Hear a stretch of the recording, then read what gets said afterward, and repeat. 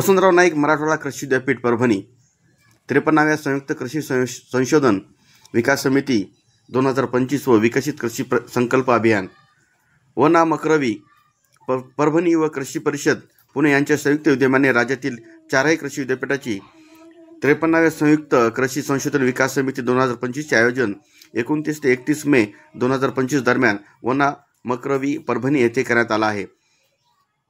देशभरात दिनांक 29 मे ते 12 जून 2025 दरम्यानच्या विकसित कृषी संकल्प अभियान राबविले जाणार आहे।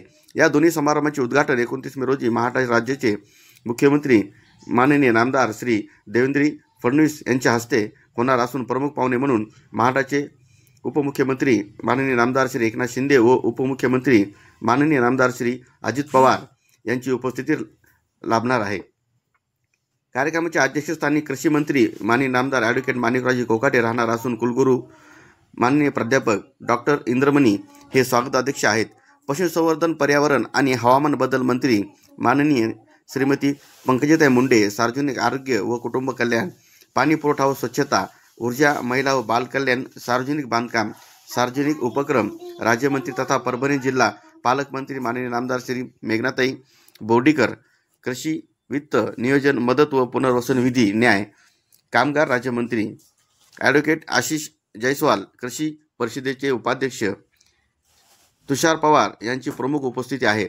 परभणी जिल्ह्यातील राज्यसभा सदस्य, लोकसभा सदस्य, विधान परिषद सदस्य, विधानसभा सदस्य व विद्यापीठाचे कार्यकारी परिषद सदस्य आदी मान्यवरांची उपस्थिती राहणार आहे।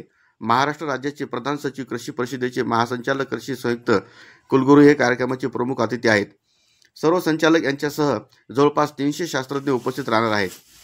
महाराष्ट्रातील कृषी विद्यापीठांनी केलेल्या संशोधन शेतकरी बांधवांपर्यंत पोहोचवण्यासाठी महत्त्वाचा टप्पा मानल्या जाणाऱ्या बैठकीचे आयोजन दरवर्षी एका कृषी विद्यापीठात करण्यात येते।